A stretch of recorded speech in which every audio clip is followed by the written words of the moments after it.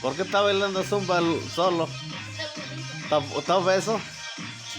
¿Todo eso?